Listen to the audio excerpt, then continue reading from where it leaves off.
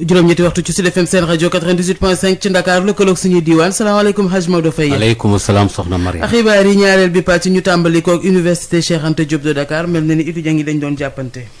kay am na salaamaaleykum mbokk yi xeex bu métti bu jàppante ak bu doxoon ci diggante ci lenn ci ay étudiants yoo xam ne xëy na kenn ku nekk ak sa gis-gis wala sa mbootaay ba daal am na ci ñu am ay gaañu-gaañu yu métti am na ci sax ñu yore woon ay xeeti jaasi wala yu demee noonu ak daal ay bantu weñ yatti weñ yoo xam ne yi xeexante nañ ci seen biir ni ko si biir di Dakar ak ti waxee ñeent ñu am ay gaañu-gaañu yu métti am na ci kenn koo xam ne ki moom gaañu-gaañoom tar na lool ba ñu yóbbu ko hôpital principal ñenn ñi itam yoo xam ne moom fi lañ toll ci liggéey bi ak wàllu démocratie ak fi réew mi toll dootu ñu nangooti nag nit ku bëgg a yëngu rek ñu daal lay bëgg a faagaagal docteur Abdoulaye Niane mi jiite coalition jot na waxtaan ceeg Adama Ndione. te li ñu dajale tey dafa bokk ci li Sénégal bëgg kilifa yi bëgg ko ñaan ñu ko ñu jox leen ko moom mii mu jiitu ci ñi leen nangul loolu ndax kat am na ay jéego yoo xamante ne nii taxawoon nañ ko pour taxawal ko ngir foqar ci li nga xamante ne nii moom lañ gis ne nguur gi daf koo nangu ci sénégalais yi maanaam seen liberté kilifa yi laaj ñu taxaw déglu ñu may leen ko kon tey dañuy rafetlu loolu yëpp moom mi mu jiitu ci loolu opposition bi yëpp fekk ko ci. ñi ngi wax itam ne li nga xamante ni xew na fi maanaam gis koo xamante ne nii dafa am taxawaay ne nanguwul li gouvernement bi doxal nga bëgg a teg ci moom tuuma faagaagal ko loolu du démocratie. te ñi ngi ñaan mu jeex ci Sénégal te dinañ dox ci jeex boobu bu laajee sax ñu taxaw ci taxaw bu dëgër dinañ ko ci taxaw comme niñ ko wone d'ailleurs marche bi amoon le 8 mars ñun bokkoon nañ ci bi mbir mi xewee itam dem nañ masawu ko dem këram waxtaan ak moom masawu ko te leneen lépp loo xamante ni mënoon nañ ko ci itam ñi ngi ko doon jéem suñu diggante ak moom ndax xam ne tuuma moo tegu ci boppam te loolu dinañ xeex ba mu rëcc ci. suñu coalition nag démocratie ak liberté la mas a gëm te ci lay dox. séparation des pouvoirs ci la ñuy dox. ñoo ngi ñaan itam que ne loolu jeex Sénégal état de droit dafa laaj respecter àq doomu aadama respecter justice. respecté nit ñi coalition jot na dina liggéey ci loolu liggéey itam ci opposition bi ànd ndax bu ñu àndee ci la ñuy mën a fexe ba pouvoir bi ñu jàkkaarlool bu ñu bëggee na sa xel ñu taxaw jàkkaarloog moom te itam askan wi li mu bëgg dinañ ko mën a défendre. ndaje mii ñuy def nii tey ak président Ousmane Sonko président wu Pastef dafay bokk ci liy gën a dëgëral opposition bi di gën a dëgëral bëgg-bëgg bi sénégalais yi bëgg pour changer réew mi ci anam yi mu gën a gaawee ak ni mu gën a rafetee itam. Ousmane Sonko fekke woon na ndaje moomu yëkkati fa ay kàddu itam del siyaat itam ci li nga xam dafa aju ci wàllu ni ñu war a mën a aare réew mi ci wàllu démocratie bay tamit opposition itam war a mën a taxaw am doole ndax réew yi yëpp jàpp nañ ne démocratie mooy doxal am réew waaye nag nekk ne kenn du ko fi amale moom loolu jaaduwul moom ñu déglu ko Ousmane Sonko ci gannaaw ndaje moom la ci ci micro Adama Ndione. ku jàpp ni mbirum benn nit la da ngay nax sa bopp nit boo buggee dem fu sori da ngay li tubaab di wax humble xam nga nu ñu koy waxee ci wolof waaye da ngay am rek na nga ko delloo ci palaasam bul bew bul yëkkati mbagg sénégalais yi naam am na ñu bëri ñoo xam ne jëm Ousmane Sonko leen tax a jóg waaye gëm naa ni ñi gëm ñi jóg te principe rek tax leen jóg ñoo ëpp foofu ñi jóg parce que démocratie la ñu bëgg a défendre te xam ni lii su rombee amul sénégalais buy noyyeeti Sénégal tey Sénégal yépp dafa mel nit ñi ñu ngi noyyi parce que ragal gi ñu ragaloon loo wax ñu ne la waa ji day tëje waa ji day dóore waa ji day loolu tey dafa mel ni wàññeeku na Sénégal wala teggeeku na sénégalais yi dem na ba sénégalais bu nekk gëm na ni tey rapport de force bi wala ñoom ñoo yor doole bi te loolu nag dafa am solo ci démocratie parce que démocratie dafa war a nekk système boo xam ne askan wi mooy yor doole bi kiy jiite dafa war a bàyyi xel tout le temps askan wi ne su ma deful lu dul noonu askan wi dina ma ne du noonu su ma wéyee dina génn taxaw bu wéyee dina am nu ñuy def ak man loolu rek moo ñu mën a musal ci jaay doole bi am ci réew mi te loolu tey lii permettre na kon lii musiba la woon bu jur nag xewal bu bëree bëri ñu sante ko yàlla ba tax nag sénégalais yu bëri jóg ngir loolu du jëm Ousmane Sonko moo leen intéressé waaye dañoo xamoon li nekk li lalu ci mbir mi ak li nekk ci gannaaw tey Sénégal mënuñoo nangu Sénégal depuis 1950 ba léegi wala lu ko jiitu sax kujje politique daf fay mus a am kujje politique depuis ñoom Blaise Diagne ak ñoom Lamine Gueye ak yooyu dafa am ba tey jii ñu toog ba tey jii 21e siècle ba nga xam ne ñëpp a ngi naan démocratie ñi amuloon démocratie sax ñun du ñu ne démocratie léegi dugg nañ ci démocratie ab jimbo di ñëw rek ni démocratie dootu fi am kenn kujje dootu fi am ku fi ne d'accord ma am fu ma jaar ak yow loolu sénégalais yi mënuñu koo nangu loolu moo tax sénégalais yi jóg loolu nag ñun ñi nga xam ne ñoo jël responsabilité dañuy def politique dañ koo war a dégg bu baax te delloo sénégalais yooyu njukkal Sénégal bi muy Sénégal ba léegi li ma gëm conditions yi musul dajee ni mu dajee nii pour ñu mën a soppi Sénégal kon loolu ñun Pastef am nañ ci ubbeeku pour xalaat ceeg ñëpp ànd ceeg ñëpp liggéey ceeg ñëpp rawatina nag coalition jot na nga xam li aju tamit ci wàllu coalition jot na gannaaw kaddu Ousmane Sonko yooyu lépp waa PDS nag ñoom fii ñu toll nii ñi ngi def ay tournée ngir daal xoolaat defaraat bu baax a baax seen ay banqaas fii ñu toll ci réew mi ñoo ngi woon nag fële ci boori njaarim Xaadim Gueye nag yëkkati wàll na sax ay kaddu jëmale ko ci ñi nga dàq gi ñu dàqaat élection yi ne gars yi daal dafa mel ne leneen lañ ci jublu ñu déglu ko ci micro Adama Ndiaye. PDS moom toujours dafa wax ne élection yi nañ ko def mais ci benn condition nañ ko def ci anam bu leer mooy lan liste nit ñiy voté ci Sénégal liste yi doy waar liste yi benn bokk yaakaar daf ko jaxase pour gagner ay élection nu mu ko jaxase day jël ay nit yu nga xam ne yi waruñoo voté sax faatu nañ sax ñu dugal leen ci liste yi fexe ba ay nit voté leen beneen ba dañuy jël ay nit yu mën a war a voté ndulu ñu ne leen yéen ci benn dëkk bu ne Casamance ngeen di voté jaxas yóbbu foofu seen carte beneen bi dañuy jël ndaw ñi ne leen yéen mun leen a voté bind ko ci seen gannaaw carte maanaam bloqué leen loolu mooy lan mooy liste bi ñuy voté dara baax liste boobu nag moom la benn bokk yaar yore di ko utiliser ba nëgë ni gis nga boo gisee ñu changé carte d'identité yi Ablaye Wade defoon loolu la woon dañ doon préparé parce que carte d'identité bi am na lu ngeen ci seetlu pour ñu xam ne dañuy njuuj njaaj xam nga lu ngeen ci seetlu du am turu ndey du am turu baay xam nga loolu doy waar tey déjà lii bu fekkee ne am nga complicité wala am nga loo nar a def mais mën nga jël benn Abdou Fall def ci fukki Abdou Fall parce que amul turu ndey amul turu baay mën nga changer rek date de naissance bu la neexee sax nga def même date de naissance nga ne ñoo juddoondoo le même jour bu lay kan mooy ñëw ne Abdou Fall bi judduwul tey loolu yëpp moo tax PDS ne bu fichier bi leerul élection yi day indi problème wurta am mais loolu wurta nekk raison pour que nguur gi aussi téye ci loolu rek bu ñu waxee mu ne opposition bi moo ne fichier bi leerul kon damay dàq élection en réalité ñoom pouvoir bi dañu bëgg a xaar ba jekk door a def élection parce que jekkuñu xam nga li xew fan yi wan na la ne ñoom ils se disent que élection bu amee dina am problème donc foog ma xaar tuuti dañuy naan dañuy patienter pour xaar ba xam est-ce que jàmm du ñëw aussi ñu def seen genre politique seen genre ay neexle fii génn fii ay programme xam ne bu ñu jekkee nag du ñu xaar sax benn wax dañuy wax élection yi suba ku bëgg na ñëw ku bëggul na bàyyi nekk ci seen télévision yi di wax. ci njaarim ba tey comité régional bi nga xam ne moo yor ci lépp loo xam ne dafa jëm ci wàllu ndaw ñi emploi des jeunes lañ ko duppee am na ndaje mu doon amal ci gouvernance ba xool itam nu ñu mën a def daal ba tabbal ci yu bëree bëri ci programme bi nga xam ne ANPEJ la ak itam DER bi ndax loolu mën a nekk lu jàppandal góor gi mbay waxtaan ci ak Adama Ndiaye. lu mën ne ANPEJ wax na fii ay financement yu bëri yoo xam ne def nañ ko ci ndaw ñi gis ngeen DER gis ngeen aussi formation bi 3FPT mu ngi fii gis ngeen ONFP ñoom ñëpp donc financement beeg formation beeg yooyu yëpp a ngi fii waaye ba tey gouvernement bi xëy ndaw yi daf ko ñor moom peut-être tax dañuy yokk loxoom ni ma ko bëgg a defee mooy ñun ñëpp ñu daje toog waxtaan gën a seet nan la ñuy yokkee loolu ba nga xam ne ndaw yi ëpp dañ am liggéey dañ leen formé ñu xarañ ñu yëkki ay financement teg seen loxo jàppale leen gis nañ bu baax ne ñun loolu ñu fii région mbay la tey ren gis ngeen ko bu baax li ñu bay bëri na ci wàllu yëpp waaye am na lu des transformation bi ak commercialisation bi parce que foofu la nga bay baax na gaa nga jaay ko ni nga ko bayee waaye boo ko mënoon soppi dina indi yeneen liggéey te di gën a seer wax nañ fi ne aussi càmm gi ndax ñun dañu am loo xam ne raar na région yi am ko ñun dañu am marché xoolal ba ci ay màggal da ngay gis ñuy jëndi ay nag fii ba Mali baax na gaa waaye li ñu gënal mooy ñu jënd nag yi fii li ñu naan ko yewàll yan sa dëkk moo tëggul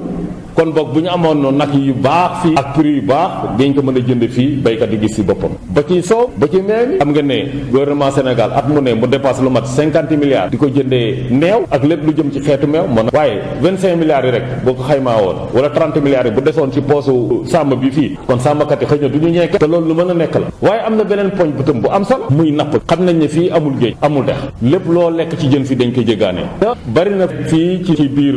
commune Diourbel foo xam ne ndoxu taw ba léegi boo demee di nga ko fekk mu nga fa ay jën sax mu nga fa waaw loolu lañ ne ñun kon mën nañoo def jën parce que ñun dañ soxla jën te jën bu ñu lekk dañ koy jéggaani.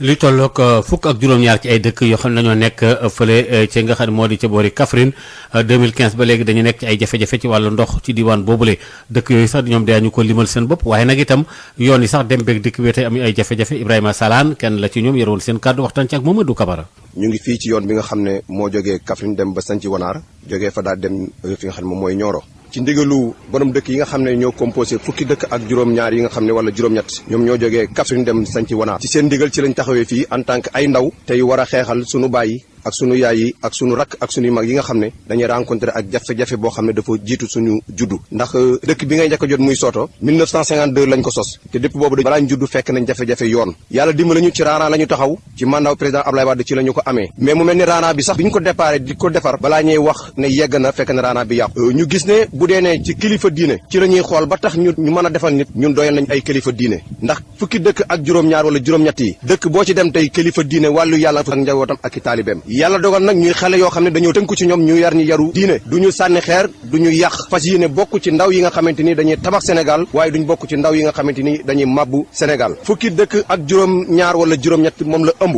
jafe-jafe yi mooy tey mun nañu wax ne boo jógee fi nga xam ne moom mooy Kaffrine di nga romb dëkk bu ñu naan Daaru Salaam Wanaar di dëkku Seydina Aliou Seck kooku rek jar na yoon jógee moom ay téeméeri kilomètres soo fa jógee tamit da ngay dem fi nga xamante ni moom mooy Touba Saloum dëkku Alaaji Basiru Seck soo fa jógee da ngay dem fi nga xamante ni mooy Daaru Salaam dëkku Seydina Alaaji Omar Ndaw wàllu yàlla woowu nga jógee fa dem ba Poroxaan métti woowu ñuy dund yemul ci ne dañ koy dund guddi wala bëccëg waaye rawatina bu nawet bi jotee fii ñu taxaw ren gis nañ ci tamxarit bi 3 heures ba 8 heures ci guddi doomu aadama yaa ngi gàddu seen dugg tamxarit te mënuñu dem ndox mi faat na fi ñaari mbaam dugal ñetti nit ci biir ndox mi yàlla def sapeur pompier yi ñu moo ñëw sauver leen am na benn ambulance bu jógee Maabo yeboon benn soxna boo xam ne da doon accoucher def na ñaari waxtu ci fii nii ñu taxaw yoo xam ne kenn mënu ko jàllale ay sapeur pompier ñoo mujj takk buum coordonné ak waa ji mu mën a jéggi ndox mi mën a jéggi ndox mi xeex bi ñu xeex lépp loo xam ne aju ci wàllu doomu jàngoro bi ca Mbour mbootaay nga xam étudiants yi républicains yi maanaam rek waa APR ñu ngi doon daje foofu la dem ci wàllu lycée yi itam boo nekk fële ca Mbour doon jox ay jumtukaay lu mel ne ay gel ak yeneen i mbir ngir rek ñu mën a aaru ci mbas mi fii ñu toll nii daal di nag ñaaxaale askan bu baax a baax ci wàllu ñàkk yi itam Cheikh Mbaba Diop kenn la ci ñoom ci mbootaay googule waxtaan ci ak Moustapha Sall. élèves yooyu nag ci biir lycée la ñu nekk moo taxoon ñu ne dañuy jóge Dakar def une délégation dem wër le département de Mbour ñu jàll ñu dem jox leen ay masque ak ay gel ak ay détergent ak ay lave-mains pour permettre maanaam élèves yooyu noonu ñu mën a xeex li nga xamante ne si mooy mbas mi nag xam nañu ci àdduna bi jël na ampleur bi nga xamante ne si man yéeme na mbas mi dafa continuer di am moo tax mouvement des élèves républicains ne moom day jóg dem ci ñi nga xamante ne si mooy enseignants yi ak élèves ak école yi école bu ci nekk maanaam bu ñu demee ñu jox la masque jox la gel jox la détergent pour que ñu mën a participer waale ci li nga xamante ne si moom mooy taxawal mbas mi nga xamante ne si dafay continuer te tamit aussi ci kaw loolu def nañ pour département bi wër nañ dem nañ jax lañ commencé jóge fa dem Ngaparou jóge Ngaparou dem Saly jóge Saly dem Sandiara jóge Sandiara dem Sessène jóge Sessène dem Thiadiaye bu ñu jóge Thiadiaye démb ñu arrêté tey ñu xëyaat bi ñu xëyaatee ñu delluwaat dem Joal jóge Joal dem Nguéniène jóge Nguéniène ñëwaat Nialing jóge Nialing ñëwaat fii Mbour def ñaari lycée muy lycée Kalde ak lycée Demba Diop bi ñu taxaw ni tey loolu yëpp dafay wane ni ñun mouvement des étudiants républicains boo ko waxee école bu ci nekk bu fekkee ne joxe nañ fa 1000 masques boo ko fekkee 11 lycées yi ñu wër lycée bu nekk joxe lycée boo ko boolee mu nekk 11000 masques joxe nañ ko ci lycée yëpp joxe wàll ay gel joxe wàll ay détergent pour que professeurs yi nga xamante ni si ñoom tey suñu nee tey ñi nga xamante ni si bokkoon nañ ci ñi nga xam ñoo nekk si première ligne de front ci xeex bii nii mooy parce que ñoom dañ cee bokk parce que enseignants yi am na ñoo xamante ni si ay formalisés lañ ñoo xamante ni si dañuy dundaale ak ay feebar am na ñoo xamante ni si ay personnalité de troisième âge lañ ñooñu nag dañoo nekk ñi nga xamante ni si dañu exposé wu ci xale yi nga xamante ni si parfois dañuy nekk ay vecteurs de transmission ou de propagation virus bi kon enseignants yi dafa am benn taxawaay bi nga xamante ni si maanaam ñoom dañ ko war a am ci mbas mi te comprendre nañ loolu ñun en tant que mouvement étudiant républicain dem jaar foofu noonu sensibiliser wax nañu carrément da ngeen a war a vacciner wu et c'est également da ngeen a war a def li nga xamante ni si mooy respecter les mesures barrières ak en de compte ñu mën a fekk. ci wàllu sport tàggat yaram fii saa si rek ak diggante fële ca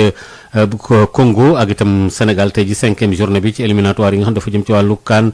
Cameroun 2022 bi fii ñu toll nii tey lay doon bu ñeenti waxtu jotee Sénégal nag ñoom qualifié nañ ba noppi waaye match bi nag ni mu war a tëddee ak itam li nga xam ne tam moom la jar ak fan ca jot a toll am na jàngat yu bari yoo xam ni Ignace Ndeye defal nañu ko ci ñu teewlu. amul match bu mag bi nga xamante ni amul enjeu kaddu Aliou Cissé yi mu xotal ci conférence de presse hier avant match bi diggante Sénégal ak Congo ca Brazzaville wane na ni sérieux bi nga xamante ni moom la sélectionneur national nara amal ci ndajem diggante ak Diable Rouge Congo tey ci àjjuma bi historique nag ndaje ñaari réew yi diggante Sénégal ak Congo wane na ni avantage bi moom Sénégal ginnaaw ñaari ndam ci ñaari ndaje yi nga xamante ni ñaari réew yi jot nañ koo amal waaye pour Sénégal déjà qualifié na te am na ticket pour Cameroun enjeu bi feneen la mu amal parcours ci wàllu éliminatoire Coupe d'Afrique des Nations sans mu lajj préparer tamit éliminatoire coupe du monde ci juin bi ñuy dëgmal compétition bi nga xamante ni gaynde yi bàyyi nañ ci xel bu baax a baax bokk ci tamit ñu daal di conserver seen casquette première nation africaine ci wàllu football mu di enjeu bu mag ci match li koy wane ni sax mooy Sénégal dafa voyager ca Brazzaville ak ñi nga xamante ni pratiquement ñooy kàngamu équipe bi yépp mu di signal fort bi ñu envoyé équipe bu Congo bi nga xamante ni mu pexe négocier match bi rek pour foqati ñaareelu ticket qualificatif ci groupe bi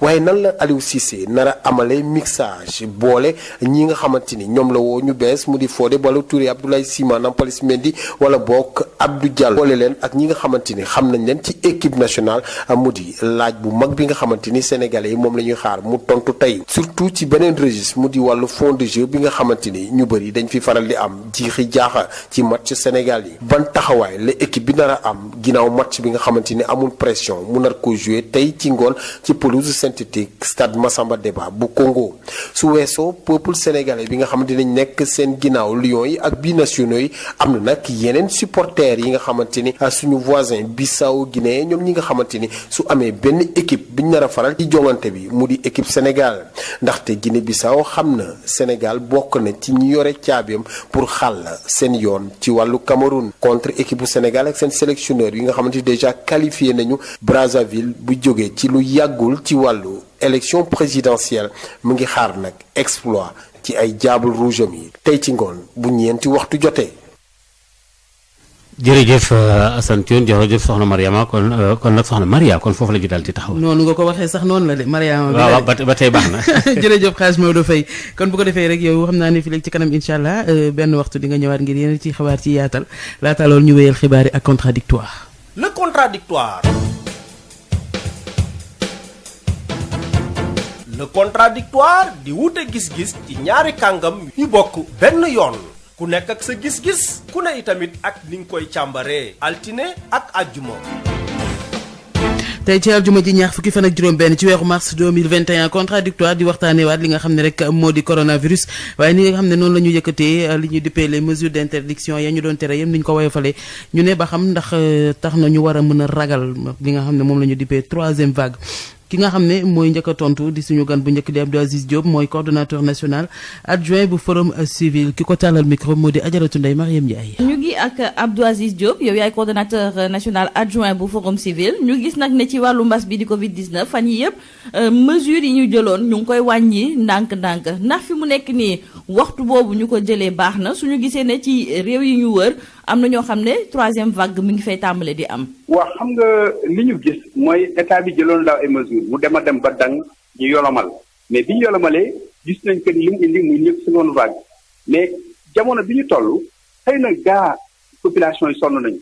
mais mesure bi ni ko population yi percevoir dafa mel ni virus bi jeex na maanaam yolomal bi ñoom dañ ko jàppe ni bàyyeeku lu neex waay def te loolu liñ ci dëkk gis mooy ñi waroon joxe exemple ñoo joxewul exemple mooy d'abord sur la classe politique ou nitu état bi parce que gis nañu bi ñu ko levé le vendredi le samedi rek foo gis meeting foo gis marche gis nañu opposition bi aussi ñuy génn def ay mouvement de rue génn dem doxantu dem ndokkeel donc xam na ni virus bi dañ ko relâché mais si wàllu diine bi aussi ñu gis que ni cérémonie religieuse yi suñu toll commencé waat na gàmmu yi màggal yi gént yi de manière générale te loolu li ñu ciy gis mooy lii ñuy bañ mooy rassemblement non seulement rassemblement la mais nit ñi amul benn mesure barrière soo gisee image yi sa yaram dafay daw muy cérémonie religieuse comme cérémonie politique yi donc cela pose problème donc li ñuy def mooy tey njiitu réew mi moom lañu njëkk a interpellé dégg nañu ni fan yi war na def tournée sax pour dem ci yeneen région pour inaugurer hôpitaux mais inaugurer hôpital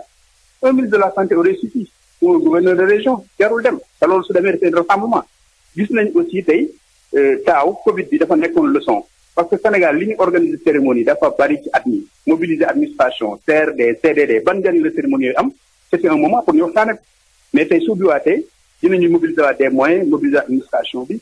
finalement troisième vague bi su ñëwee réew mi dootu ko attan parce que jógee nañ ci deuxième vague bu metti jeexagul ñu naan dina jeex première vague bi gis nañ ci normale économie bi mais su jógee troisième vague pourtant les responsabilités seront d'abord partagées mais ñi jiitu mooy ñiitu réew mi kilifa yi jiite réew mi de manière générale mais aussi ak nitu diine yi aussi am nañ ci responsabilité bu mag mag population yi mën nañu def lu roy li ñu gis ci kaw léegi fu mu nekk ni kon lan la ñu war a def ci yan poñ la ñu war a mën a sukkandiku ngir fexe li ñuy njort ni di troisième vague bi bañ fay yegg si. docteur ñi nga xam ne ñoo koy saytu au jour le jour ñooñu tey seen avis moo ci jiitu te ñoom xam nañu ni troisième vague c'est pas écarté donc kilifa yi li ñu war a def mooy sensibiliser population yi les mesures barrières même su dee yolomal am na ñu xam ne du bàyyeeku ñu respecte fexe ba aussi le port du masque et puis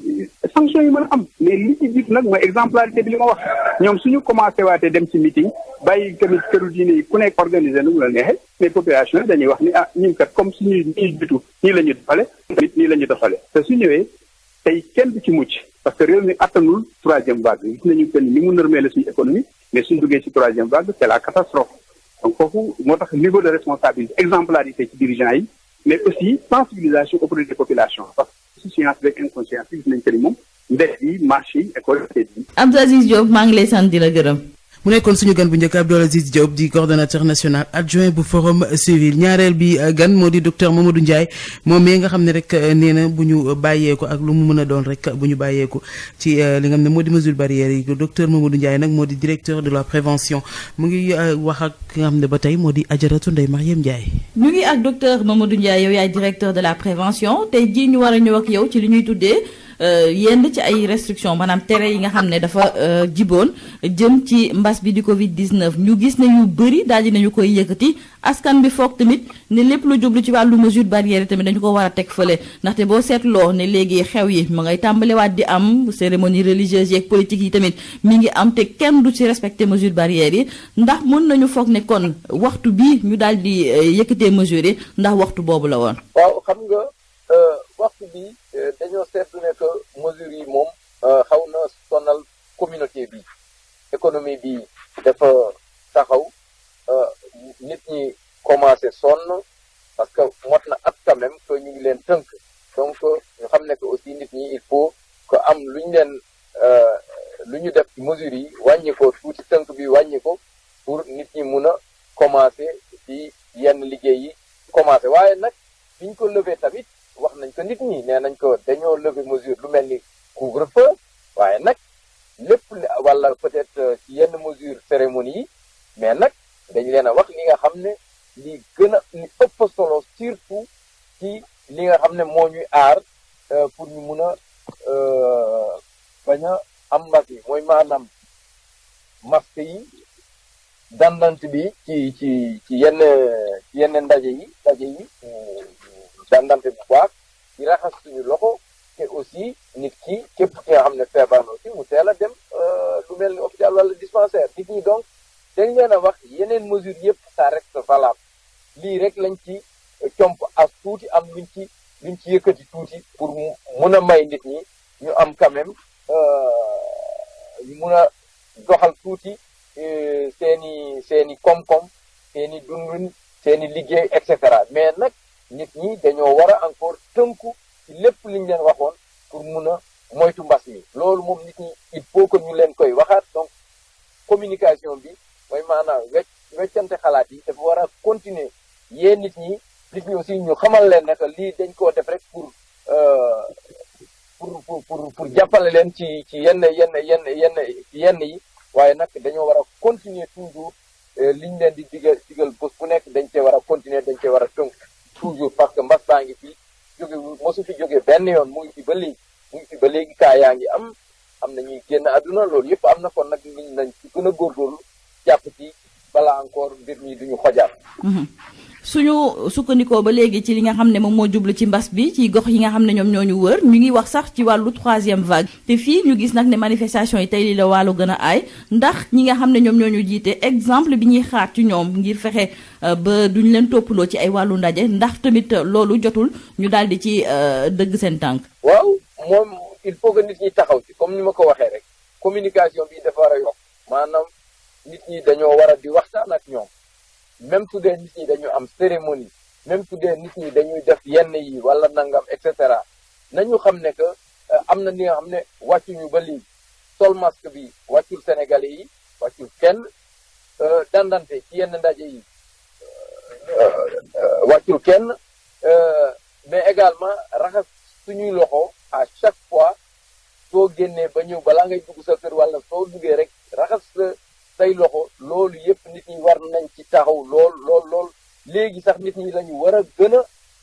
taxawaat encore ci mesures yi nga xam ne digle yi nga xam ne yooyu la ñu waxoon loolu lañ doon wax bés bu nekk dañ cee war a tënk encore continuer di ko def tout le temps pour que vraiment mbas mi parce que jógewu fi mbas baa ngi fii ba léegi feebar baa ngi fii gis ngeen lu xew lu mel ni ci réew tugal yi wala réew yi ñu wër tamit mbas mi jógewu fi encore une fois mu ngi fi ba léegi kon nag nit ñi dañ cee war a continuer daal ci bàyyi xel lool di jàpp ci li ñu leen doon wax tout le temps voilà. docteur Mamadou Ndiaye maa ngi lay sant di la gërëm. maa ngi lay gërëm.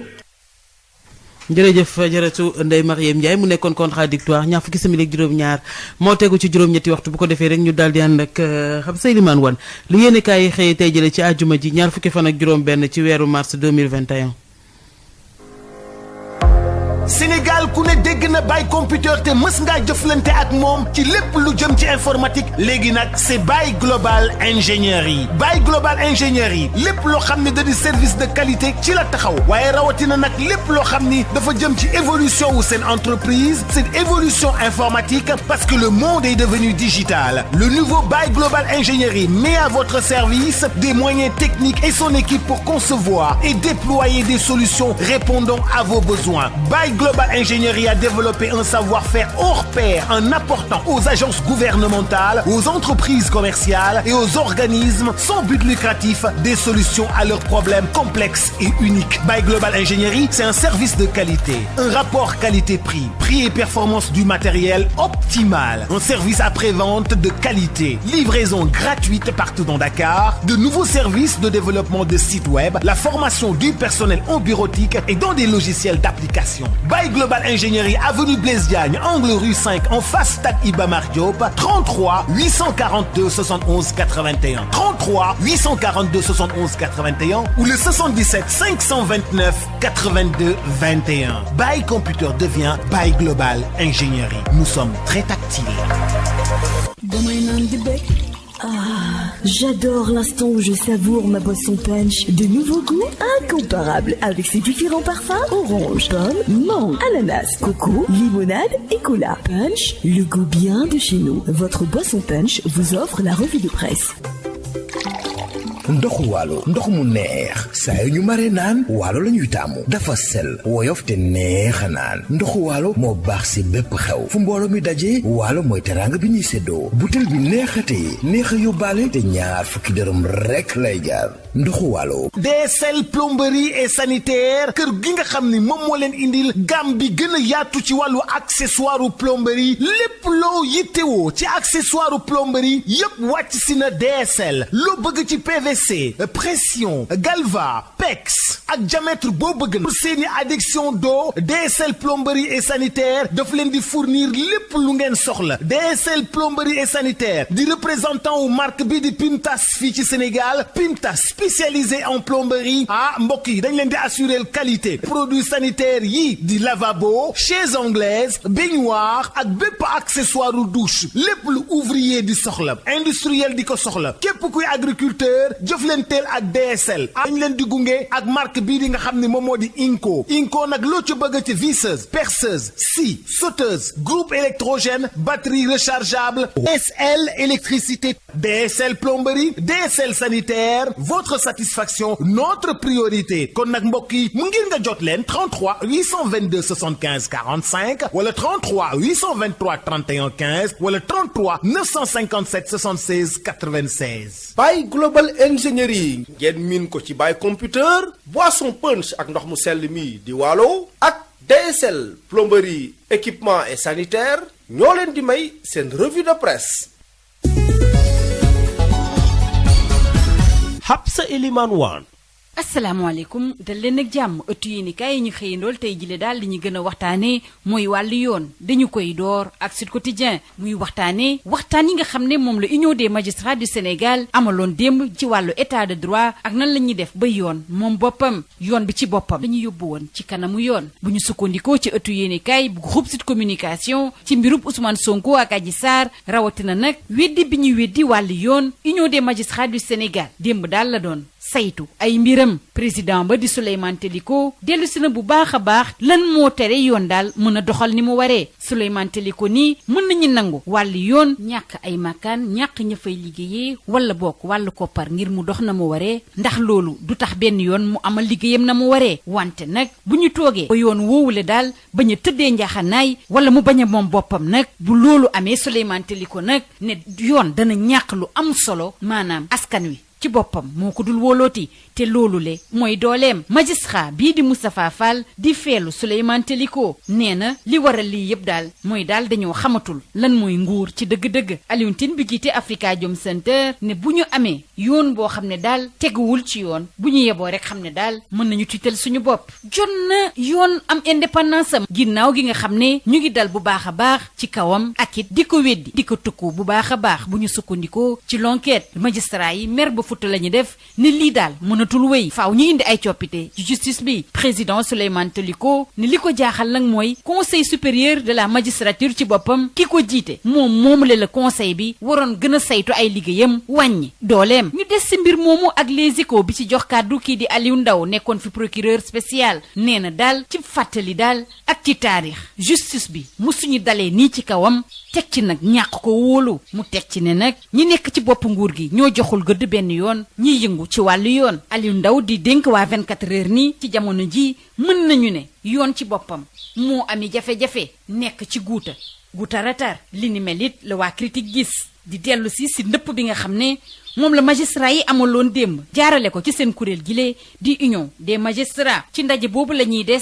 ak tribune ki teewaloon ministre bi ñu dénk wàllu yoon di maître Malick Sall mooy secrétaire général bu ministère ba di madame Aïssa Gassama Tall moom nag tagg bu baax a baax wàllu yoon ci suñu réew ne lépp lu ci war daal ña ngi koy amal waa tribune ànduñ ca ci jamono joo xam ne Alioune Tine kontaanul dara magistrat yi nag seen xol métti lool ñu des ci wàllu yoon ak lii quotidien jox kàddu gi it Aliou Ndao mu waxtaane wàllu yoon mbirub Ousmane Sonko wàllu ñetteelu mandat bi ak mbirub Antoine Diome ne lenn moom wóor na ko nguuru Macky Sall moom jeex na tàkk mu tekki ne nguur gi ci boppam moo ragal am justice boo xam ne moom boppam ñu des ak Aliou Ndao ak waa Laas mu dellu si mbirub Ousmane Sonko nee na bu dee li ñu teg ci ndodd Ousmane Sonko wóor na ne moo ko def nañu ko yóbbu ci kanamu yoon benn yoon mu dalit bu baax a baax ci Antoine Diome ne moom daal wàllu jokkoom war na ko xoolaat bu baax a baax ndax dara jaaru ci yoon ni ñu ko tegee ci bopp ministère boobule ba tey ñu des ak Ousmane Sonko ak jege ñaalem wala ñi nga xam ne ñoo koy jàppale rawatina teggi loxo bi ñu leen teggi loxo ginnaaw Guy Marius Sagna Clédor Sène ak Assane Diouf Abbas Fall ak Birame Souleye Diop ñoo génn ci kaso gi démb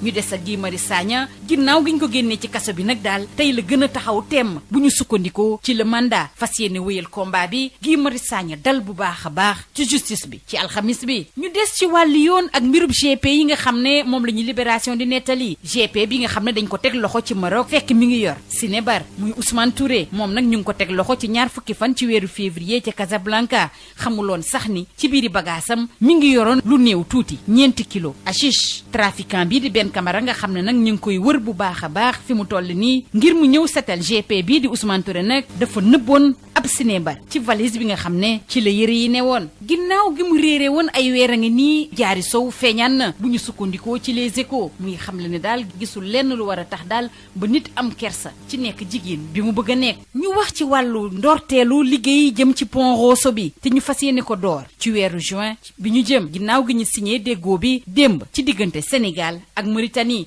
ñu des ak Le Soleil bi waxtaanee ndaje bi amoon démb te ñu jaarale ko ci xarala yu yees yi jëmale ci wàllu UEMOA jël na 2 milliards ci kopparu CFA def ko ci G5 Sahel bi ci weeru mai ak jàmm sunu réew dana jiitewaat commission wu UEMOA tàggat yaram dañu koy door ak SAD bi waxtaanee jongante bu am solo jëmale ci wàllu Coupe d'Afrique des Nations bu atum 2022 ci diggante Congo ak Sénégal mu fas yéene am bu ñeenti waxtu jotee lenn rek la ñuy xaar mooy ñu jël ndam lii moo leen war ndax juróom benni at yu teg juróomi weer a ngi nii yoo xam ne daal kenn gañewu leen Aliou Cissé ne faawu daal gaynde yi wane seen bopp bu baax a baax waaye li ñu gën a xaar ci ñoom mooy ñu jël ndam lii ñu jeexale kooku waa sunu lamb bi waxtaanee Ama Baldé moo ak gën a defaruwaat te ay jege ñaalem am kuulite bu baax a baax ci moom moo nar a doon buur arène bi du futur roi des arènes Modou Lo teg ci ni du mbër boo xam ne yomb naa tëkku lii moo gënoon a fës ci ëttu yéenekaay yi ñu xëyandool ñu yendoog jàmm. Sénégal ku ne dégg na Baye Computer te mës ngaa jëflante ak moom ci lépp lu jëm ci informatique léegi nag c'est Baye Global Ingénierie Baye Global Ingénierie lépp loo xam ne da di service de qualité ci la taxaw waaye rawatina nag lépp loo xam ni dafa jëm ci évolution wu seen entreprise cette évolution informatique parce que le monde est devenu digital. Le nouveau Baye Global Ingénierie met à votre service des moyens techniques et son équipe pour concevoir et déployer des solutions répondant à vos besoins. Baye Global Ingénierie a développé un savoir-faire hors pair en apportant aux agences gouvernementales, aux entreprises commerciales et aux organismes sans but lucratif des solutions à leurs problèmes complexes et uniques. Baye Global Ingénierie, c'est un service de qualité, un rapport qualité-prix, prix et performance du matériel optimal, un service après-vente de qualité, livraison gratuite partout dans Dakar, de nouveaux services de développement de sites web, la formation du personnel en bureautique et dans des logiciels d'application. Baye Global Ingénierie, avenue Blaise Diagne, angle rue 5, en face stade Iba Mar Diop, 33 842 71 81. 33 842 71 81 ou le 77 529 82 21. Baye Computer devient Baye Global Ingénierie. Nous sommes très tactiles. Ah, j'adore l'instant où je savoure ma boisson punch. De nouveaux goûts incomparables avec ses différents parfums: orange, pomme, mangue, ananas, coco, limonade et cola. Punch, le goût bien de chez nous. Votre boisson punch vous offre la revue de presse. ndoxu waalo ndox mu neex saa yu ñu mare naan waalo la ñuy taamu dafa sel woyof te neex a naan ndoxu waalo moo baax si bépp xew fu mbooloo mi dajee waalo mooy teraanga bi ñuy séddoo butel bi neexatee neex a yóbbaale te ñaar fukki dërëm rekk lay jaar ndoxu waalo. DSL plomberie et sanitaire kër gi nga xam ni moom moo leen indil gamme bi gën a yaatu ci wàllu accessoire plomberie lépp loo yittewoo ci accessoire plomberie yépp wàcc si na DSL loo bëgg ci PVC pression galva PEX ak diamètre boo bëgg na pour seeni adduction d'eau DSL plomberie et sanitaire daf leen di fournir lépp lu ngeen soxla. DSL plomberie et sanitaire di représentant wu marque bi di Pimtas fii ci Sénégal. Pimtas spécialisé en plomberie mbokk yi dañ leen di assurer qualité produits sanitaires yi di lavabo chaises anglaises baignoire ak bépp accessoire u douche lépp lu ouvrier di soxla industriel di ko soxla képp kuy agriculteur jëflanteel ak DSL dañ leen di gunge ak marque bii di nga xam ne moom moo di Inco nag loo ci bëgg ci visseuse perceuse scie sauteuse groupe électrogène batterie rechargeable DSL électricité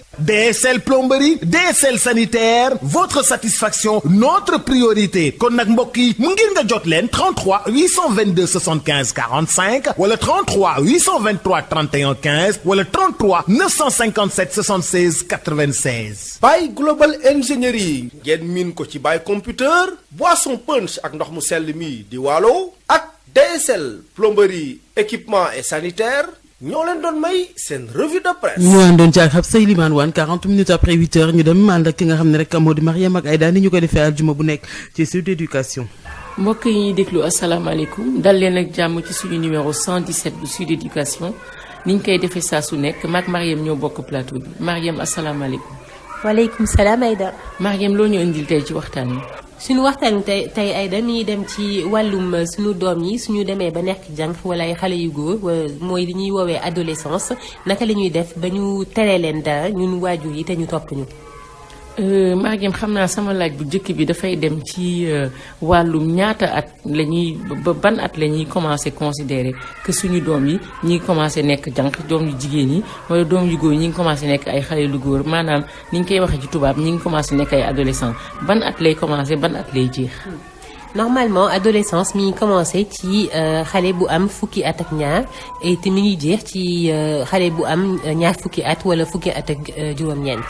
mais nag léegi ni nga ko mën a définir bu baax mooy ni xale boo gis rek nga xam ni mi ngi commencé di gëstu ci ni ñu koy wax li ñu koy tere wala li ñu koy wax ni loolu moo jaadu loolu mooy yoon moom ci boppam mi ngi commencé am ay opinion boppam mën nañu wax ni xale boobu mi ngi commencé dugg adolescence moo tax ñu naan sax léegi am na ay xale yu am juróom-ñetti at déjà ñu ngi wax comme ay adolescent ndaxte dañ leen di wax dara ñoom ñu teg ci seen xalaatu bopp ñu teg ci seen gis-gisu bopp parce que da ngay xam ni dugg nañu ci beneen étape ci seen enfance maanaam étape bi nga xamante ni jóge nañu ci gëm li ñu leen di wax yépp léegi ñu ngi commencé réfléchir ci li ñu leen di wax di indi seen opinion bopp. mais léegi pourquoi su xale yooyu lu tax suñu jànq yooyu suñu xale yu góor yooyu lu tax bu ñu leen nee déedéet wala ñu tere leen dara lu tax loolu di metti ci ñoom ba duñu bëgg a topp li leen di wax ba duñu obéir. parce que déedéet boobu ngay wax mooy ñoom dañu jàpp ni ñoom rek ñoo war a mën a wax déedéet ndaxte justement soo demee ba màgg ba nga xamante ni léegi dem nga ba jàpp ni yow mën nañ la wax dara nga bañ. ba nga xamante ni yow mën nga am sa opinion bopp sa gis-gisu bopp loolu benn étape la boo xamante ni ñoom dañuy foog ni léegi kenn waratu leen tere xale boo gis même ay xale yu am ñetti at ba juróomi at dañuy dugg ci benn période boo xamante ni dañ koy tuddee âge u déedéet mooy l'âge du non maanaam âge bi nga xamante ni xale yu ndaw yi lu ñu leen wax ñu ne déedéet soo leen newee toogal fii ñu ne déedéet tëddal ñu ne déedéet parce que dañuy soog a comprendre ni mën nañu wax déedéet et suñu demee nag ba nekk ay adolescents loolu mooy seen façon wane ni que léegi ñoom ay mag lañu parce que soo gisee xale bu commencé nekk jànq wala xale bu góor ñoom li ñuy jàpp c'est que léegi nekkatuñu ay xale mais ñu ngi comme ay mag en fait dañu bëgg que ñu nekk seen entourage considérer leen comme ay mag et moo tax suñu leen waxee yenn yi dañ koy bañ dañuy bëgg wane ni que ni ñoom ay mag lañu. léegi bu ñu demee ba ñun ñi gis waajur yi ñu comprendre loolu naka la ñu mën a def xam naa di ñu ci jàppale nag dimbali ñu ci naka la ñu mën a def ba suñu bu ñu leen di yar bu ñu leen waxee dara ñu nangu ko bu ñu leen nee bul def lii ñu nangu ko topp ñu sans que mu nekk histoire ci kër gi. déjà pour que mu bañ a nekk histoire ci kër gi il faut que ñun ñu bañ ko def histoire parce que su fekkente ni saa su suñu doom suñu ñëwee wax ñu dara ñu yuuxu ko ñu jàññi ko ñu toroxal ko naan ko yow xanaa da nga dof naka nga ma mën a laajee lii lu tax ngay def nii loolu mooy indi histoire loolu mooy indi ay opposition yu metti yoo xamante ni mujj bi dootul amati benn dialogue dootoo mënati wax dara sa doom parce que soo ubbee sa gémmiñ sax dootul la déglu parce que dafay wax ni kii du ma ko wax rek mu ne ma déedéet. alors balaa déedéet bi di ñëw defe naa loolu mooy dëgg-dëgg solution bi mooy que balaa déedéet bi di ñëw déjà su la sa doom waxee dara suñu laajee dara loo xamante ni jaaduwul comme par exemple génn yenn waxtu yi wala génn ñoom kenn sa ak seeni ay xarit nga xam ni benn mag du fa nekk avant que ñu leen di wax déedéet ñu toog waxtaan ak ñoom laaj leen mais yow lu tax nga bëgg a dem foofu kan ngay àndal lu tax nga bëgg a ànd ak kooku nan ngeen fa nar a def ba nga xamante ni moom ci boppam dina essayer dina xam ni am na xëy na ay question sécurité yoo xamante ni xalaatu ko moom ci boppam dina gëstu bu baax pour dina xóotal en tout cas réflexion am pour ki xam ni est-ce que moom li mu laaj jaadu na wala jaaduwul mais su fekkente ni dañuy taxaw rek ne ko déedéet wala ñu jàññi ko xam nga loolu du indi benn réflexion ci xale bi dafay jàpp ni rek injustice la kenn dégluwu ko kenn essayé wul nekk topp bànneexam dañ koy tere mais duñ ko bàyyi mukk mu def dara moo tax comme ni ma koy waxee toujours ci wàllum yar li ci ëpp solo mooy waxtaan mooy muñ aussi te mooy déglu itam donc te li ma wax noonu yëpp li ma lim loonu yëpp ci adolescents yi justement la gën a am solo encore donc balaa ñuy jiital déedéet bi nañu jiital waxtaan bi te déglu leen aussi te expliquer leen aussi lu tax ñun ñu bañ ak lu tax ñu nekk ñu ko wax ko que ni lii jaaduwul et ñu déglu aussi moom lim ñuy tontu ci loolu comme ça ñu mën a xam li nga xamante ni moo koy duteloo ba nga xamante ni dafay rejeter suñu éducation wala li ñu koy wax comme ça ñu mën a mottali réflexion am ba pare xóotal xelam. xam naa rek li ñu koy waxee saa su nekk rek Marième yar xale moom taaxiru la patience la jërëjëf Marième. Merci Aïda, à bientôt. jërëjëf Mariama Gaïda exactement 46 minutes après 8 heures ñu daal di wéy rek ba tey ci leen numéro de Sud Matin bi la yoon ñu ànd ak ki nga xam ne moo di Marie-Rosalie Ndiaye ci info santé. Yotox anti-moustique mooy aar mag ak ndaw ci bépp matu-matu yoo am na booy piis ci rido yére ak moustiquaire ak booy diw ci yaram. Val d'Afrique moo leen di may seen journal de la santé. mbokk yi maa ngi leen di nuyu gannaaw ba ñu dakkale mesure de restriction yu bëri soxal di nga xam ne moo di état d'urgence sanitaire fii ci Sénégal commune bu Koul nag nee na dafay woy di tiit ci bàyyeeku bi nga xam ne mën na indi feebar bi dellu si waat ba tax maire bu commune ba jël kàddu gi di woo askan wa fa nekk ngir ñu wëy di wormaal di ñu leen digtal ci ay mesures barrières ñu teewlu ko ci micro Babacar Sow. alerte pour artu ci lan ndax le 19 bi passé kat dafa am lu ñu jëlan ci région Thiès ak région de Dakar pour tere rassemblement yi ak yenn cérémonie yi aman tam couvre-feu wan le 19 bi passé nag la njiitu réew mi son excellence président Macky Sall loolu mu teggi ko loolu nag bu ñuy alerté mooy lan mbas mi moom ñëpp xam na ni jógewu fi mbas mi bis bu nekk ministère bi joxe def ab communiqué wax ñi génn àdduna ñi mu dal ak ñi wër wax tam ñin ñàkk wande li jar a xam mooy loolu ay chiffre officiel la li nga xam daal moom la dal lépp officieusement te kenn waxu ko moo ëpp foofu li am kon nag nañ artu mesure barrières yi nit ñi dañ ko war a gën a yokk wante man fi may alerter mooy surtout ñi nga xam ne ñun ñoo jiite muy maire muy sëriñ muy bépp kilifa surtout nag rawate na ñi nga xam ne ñoo ŋànk nguur gi ñoom jàpp naa ne exemple bi ci ñoom la war a jóge kon nan moytu def loo nga xam nit ñi bu ñu ko gisee dañuy jàpp ni kat kilifa gi def na ko kon man mën naa koo def loolu da du wàllu kilifa ñun dey dafa am loo nga xam ne moom lañ warloo askan wi mooy wax rek mooy yeete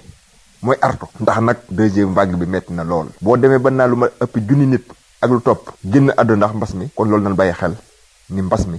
metti na lool metti na ci borom kër yi metti na société yi metti na surtout ci nguur gi comme mi ngi dellu ginnaaw te nag touristes yi boobu ak léegi kenn gisatul kenn daanaka kenn ñëwatul loolu lépp nag bu amee ñu ni restriction yooyu ñu defan teggi nañ ko ñun njiit yi ñun ñi nga xam ñoo war a artu ci suñuy comportement suñuy defin suñu waxin war nañu gën a wax nit ñi ni nañ gën a moytu ndax am réew kët bu dee dooleem bariwul mbas mii am fi at ak lu topp comme mi di gën a suux nit ñi di gën a am ay problème kon wax dëgg yàlla képp kun dénk daal benn service bu mu mën a doon wala ñu nekk njiit lu mu mën a doon yow war sa taxawaay sa waxin sa comportement war nga wax nit ñi kët ni lii daa jara moytu. ba tey ci lu soxal mbas mi di Covid-19 li mu wàllante ak li mu ñi ñàkk seen bakkan ndax feebar bi dafa gën a néew ci jigéen ñi buñ ko dee méngale ak góor ñi lu ni mel nag bawoo ci ab gëstu boo xam ne organisation mondiale de la santé moo ko publié amal ko ci 20 dëkk ak juróom-ñett te Sénégal bokk ci mbokk yi fii la ñu yem ak yéen ñu yendoog jàmm. Yotox anti-moustique mooy aar mag ak ndaw ci bépp matu-matu yoo am na booy piis ci rido yére ak moustiquaire ak booy diw ci yaram. Val d'Afrique moo leen doon may seen journal de la santé. ñu àndoon ceeg Marie-Rosalie Ndiaye di ko ñaanal kendalub jàmm foofee la ñuy jaar sax yéen itam ñaanal leen kendalub jàmm waaye ni ma ko defee saa su ne teg ko ci loxo Ibou Ngone Mbeng sama waa ji di ko ñaanal moom itam tawfiq ak taysiir Ibou Ngone ma teg ko sa loxo rek nga seddaleel ma maa ngi leen di ziar yéen ñëpp ñu saxoo di wéttaliko Sud FM seen rajo 98.5 ci Ndakaaru lëkkaloog suñuy diiwaan jaajëfal leen bu baax a baax jaajëfal Assane Thiour mi nekkoon ci wàllu xarala gi di remercier aussi bu baax a baax rédaction bi yëpp dinañu fi teewaat 9h incha ngir yeneen ci xibaar ci tënk lay doon waaye ginnaaw bi alkitab mooy ñëw ak ki nga xam ne rek moo di oustaz Mbacke Sylla ak oustaz Alioune Mbaye oustaz Aliou Sall ñu ngi koy ñaanal nag daldub jàmm bu daal dallu baax a baax dellu siwaat ak jàmm ak salaam ayca bu ko defee rek man itam Maria ma jox leen dig daje incha allah lundi lay doon 6h30 dans un nouveau numéro de Sud Matin.